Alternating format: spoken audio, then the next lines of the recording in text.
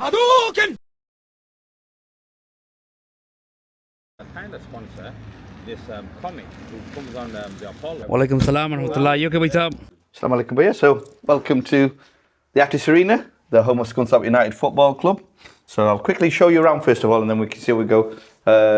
This is obviously when they go out to, we'll go out this way onto the pitch. So, let's open it up and then. How long has this club been around, Baita? The club itself, 126 years. Oh, wow. We've been here since this ground, 1988. This is where Kevin Keegan started out, guys. Kevin Keegan started at Scunthorpe. We had the old, it was the old showground at the old stadium. And then we moved here in 1988. It was the first purpose-built stadium in the country at the time when we built it. And obviously, subsequently, lots of other clubs then followed suit and built the new stadium. So, capacity of just under 10,000 at the moment. Wow. Claret blue as well. Claret blue. We've just done the pitch. Looks fantastic, Yes, this pitch, brand spanking new pitch.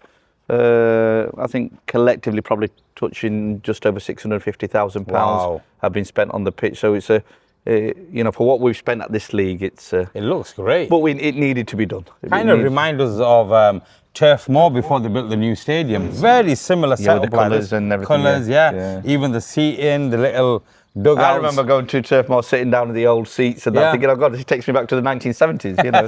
So you've been to Burnley, yeah? Yeah, obviously we was in the Championship. We played Burnley, not so many years ago. So Scunthorpe's demise, unfortunately, from the Championship, League One, League Two, National League. Then we went down to National League North. And so you're pulling it back up now, though? Yeah, since we've taken over the club, alhamdulillah, praises to Allah. In the very first season we missed out just on promotion from the National League North. Following season we got promoted. Brilliant. This season just gone, we got again in the semi-finals of in the playoffs again. So inshallah this year we're optimistic that once we get back in the Football League, that's where it needs to be. I know we're going to talk about this more when we sit down, but what business does a Bengali person have running a football club? I think, maybe we'll touch on it, but I think I'm a big believer in destiny. Yeah. I'm a big believer that if something's written for you, obviously you need to be in the right environment, and I've been with this club since the late 70s. Wow. And then over the years... So did you play for this club? Or? No, obviously we didn't play for the club, but whether it was football in the community, Asia and the youth project, my good friend Lee Turnbull who was also CEO, a player here, director of football. He had many positions here, but he was a really community-orientated person, and then he used to reach out. So we used to do football in the community, and then obviously as I got a little bit older, I was able to sponsor matches, match ball. The Mort stand there, that's my company name, named after my dad, Haji Murtuza. Everybody at work used to call him Mort. So paid for the scoreboard there even before I was an owner. But I sponsored that. So I think all of those little things that I did from the bottom of my heart for my club. Yeah. Opened the doors and the opportunities that there's a guy in this town who's a businessman, reasonably successful, cares about the club. So every time there was a consortium, so you're quite integral, really, as like the development of the club and bringing people through and opening the doors for everybody, even people like us. Alhamdulillah, if you have a look, I mean, a lot of people say, since you have a look at their Taft's Pharmacy, how big, that's a young British Bangladeshi lad, Then we look over there, Ashby Cars, that's a Bangladeshi sign up there. Then you go further around, MH Accountancy, that's a Bangladeshi one. As you come into the ground, you'll see Curry Leaf, that's the Bangladeshi big sign. Then we've got Chicken Run, another big sign. So some of these lads who've come in and joined me in my journey, because I always believe my success is your success, and your success should be my success, and it should be a collective success. When we see each other, you guys have saw me and through a little social media, which was started off as a little bit of a joke, really, just to show my mother that, football auto সময় লাগাস kita koros. Nago mami tara Banglai kai. So I'll show it to my mum and it's taken off, and you reaching out today. You believe in those same philosophies. You're thinking, hey, there's Bikes up there, man. He's doing something good. Let's go speak to him, because that's great. So, because you believe in the same philosophies that I do, isn't it? That's exactly why we traveled here 2 hours. A lot of people reached out, but when I read your message, I felt like, these guys believe in the same ethos and the beliefs in it. You know what I mean? And the whole reason why we've set up this podcast is to give our Bangladeshi community here in the UK a further platform. Just go and tell the world about who we are, what we do, what we believe in, what our philosophy is. Silence too long by yourself. Again, see, you've taken the words. I'm a man in my 50s. You're probably young enough to be my son, but you've said it exactly. I think at this I think at this difficult time, we need to show, because it's not, Yeah. it's about, you know, I keep saying this, we are contributing to the peace and the prosperity and the progress of British society. Yeah. We are an integral part. We as immigrants that say, no, immigrants are the problem, we're not. You know, wherever we are, we have established ourselves, but like you said, we're not showcasing what we do. And those who aren't doing anything or maybe relatively little and being a nuisance, that's been highlighted. I always say, look, they say racial tolerance. We're not here to be tolerated. Yeah. We're here to compete. We're here to show who we are. You know? Absolutely. And be celebrated as well. We're third, fourth generation, some are fifth generation down. 100%. You know, I've got people in this town coming up over 80 years have been here. Look, Baisab, you know the whole reason why? One of the main reasons why we're here is we need to really travel up and down the country here in the UK to kind of present people like you so that you inspire the third and the fourth generation to say, do you know what? We never ever thought that we'd see a Bangladeshi football club owner or a chairperson. You know what? Look, you got one here, guys. And if you're ever going to be inspired, By the way, I'm a vice chairman of the He's a club. vice chair. I don't want Michelle to think, hey, when did he take over? The vice chair here, guys, honestly, we're totally 100% inspired, and we kind of did a bit of recording on the way up here. But just to be in this club and listen to what Vice is saying, we kind of see that coming through our youth as well. When we were young people, we were youth workers working in the community voluntarily, just providing an opportunity for young people. Otherwise, they wouldn't have got that opportunity. Now we see young people working in the community, working in youth service, working in education. And why? It's because of people like Baisa, people like us, who have gone out and said, you know what, let us provide this opportunity. It's not about me winning by myself, like Baisa just said. Let's all win together, and let's put it out there to say, hey guys, you guys down south, in Manchester, in Birmingham, in London, Bangladesh people, these doors are open for you all the time. Baisab's going to open the door for you all the time, like he's just done for us. So please travel all the way up to Scunthorpe. Come to the football ground. Later on, we are going to sit down further with Baisab and really get into him as a person, his youth, his background, why he's come through this particular route. And like he said, it's his destiny. And I think it was destined for us to turn up today. And just within the first few minutes, speaking to Baisab, I think we're in the right place. He's another one of us, but just lives in Scunthorpe. Thank you. Yeah, we're definitely in the right place. No, alhamdulillah. Bit about showcasing.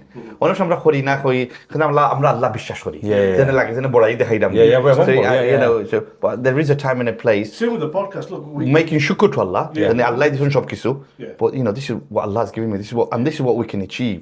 You know, if we believe in ourselves and we raise our It's levels our of duty to- aspirations Yeah, and we that's raise our levels of attainment, and it's for the next generation. Of course it is. You know, it's big, isn't it? You're right. so we'll come back this way later. So I'll lock this one. I'll just quickly show you all the little bits. So if you along the way, if you then later on want to film a bit more.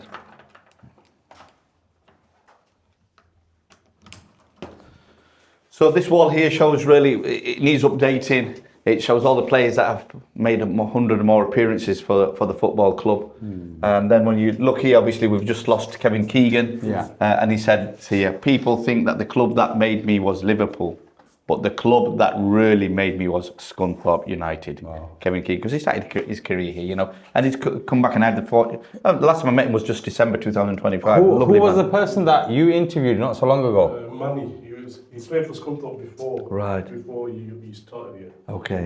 So I interviewed him yesterday. He plays for Maidenhead now. Okay. He's been up and down the country. He's from down south originally. Yeah. But yes. So, obviously, through here, officials, referee's room. The only thing I show people, if you go quite, the referee finish, it gets changed. It's nearly 2:45. He presses the bell. So that goes into the changing rooms.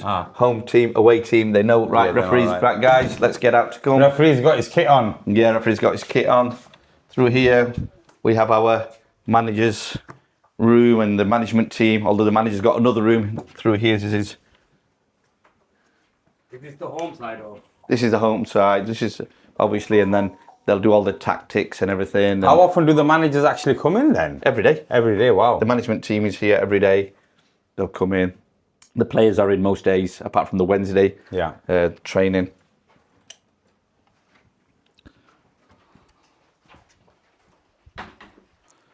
And then we'll come through here. And then we have our boot room here. Obviously, A lot of the lads have taken the boots with them because there was a game yesterday. So when they come back, usually What is it, pre-season at the minute? the pre-season. So we had a game yesterday with Buxton, so they've not been back here. So this is the away changing room. We keep it very basic with very little amenities in here for them. Give them nothing. Yeah, give them nothing. So it's like almost like a school changing room, if you like. At least you give him a heater. And a heater, and you can see you can see there. A tatty massage chair. Yeah. That's from Bangladesh. Do you want to break it down a little bit for you? Yeah, there we It's go. been well used. And then that's their treatment, and then obviously coming to our treatment room. So this is. Oh yeah. This is So our how many games are they getting in each season then? 23 games, 23 home games. and 23 away games. So, Yeah. So obviously you can see the facility a little bit more better for our boys. Even smells better. Yeah. And then obviously into our changing rooms.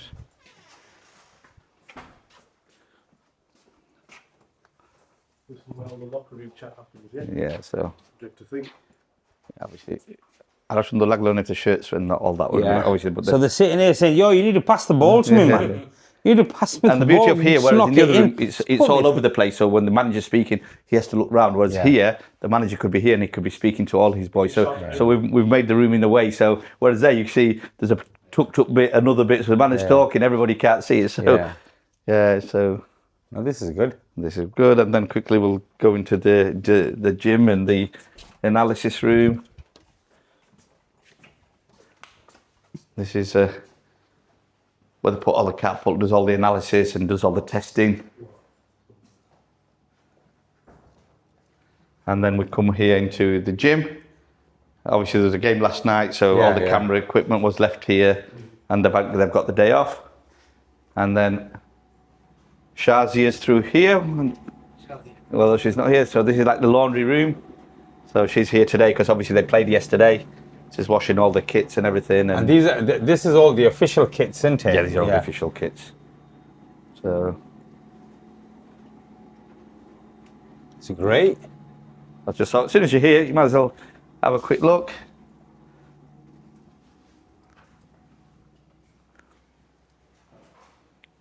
Bit more of the gym facilities here. So when did you really get involved in the club, like the club? I'd say probably about 5-6 years ago when the club was really dying. Okay. So like I said, my mentor and my friend Lee Turnbull, who was head of football here, they would often call me in just to see, say, look, there's some dark times ahead by the looks of things. Yeah. Something needs to be done at the club. I think he'd probably just call me in for some ears, just somebody to listen to. Yeah. And then set up a thing called the Community Champion. So he'd call in certain people from the community just to help out around the club because obviously the funding had stopped coming in. So we'd come in as volunteers and do bits and bobs. So what is the main source of income in regards to running a club, rather, apart from the games and? Okay, so you got the games, we've got the shop we can have a look at. So we've got merchandise. A big part is obviously sponsorship. Yeah. The sponsorship is a big thing. We have events and hospitality. Yeah. Upstairs you'll see we've got an exec lounge, the restaurant. So it's about maximising them. So as them. soon as we've come in, that's one of the things we've done as a business is to maximise all the facilities that's available here. And obviously match day revenue. So on the match day, people, the tickets, they come and eat, so. But football clubs are very, very difficult at the moment to make football. A lot of football clubs are dying because it's difficult to keep... To run it as a business, isn't it? Yeah, it's not a bit... You go into business to make money. Yeah. If you come to football in this day and age, you're not here to make money. Yeah. It's almost philanthropical. Are you with me? You're coming here, you're putting your money in, you're providing something for the community. Yeah. Yeah. But I keep saying to the rest of the staff here, who knows? We were on the verge of death. We had... 10 hours, maybe not even 10 hours to save the club. Okay. And we've come up, we bought a club, we paid a 6-figure sum to buy a 7-figure debt. We had to then find £3 million to buy the stadium and the grounds, Really? So in the short space of time, we've come on leaps and bounds because what we've done is trying to change the mindset that we have to run the football club not as a football hobby, but as a business. Yeah. Are you with me? So you really took it off death row then, basically? Oh yeah, 100%. We'll have the few. So I'm just thinking, we could probably do the podcast in one of the rooms looking out into the the pitch. yeah.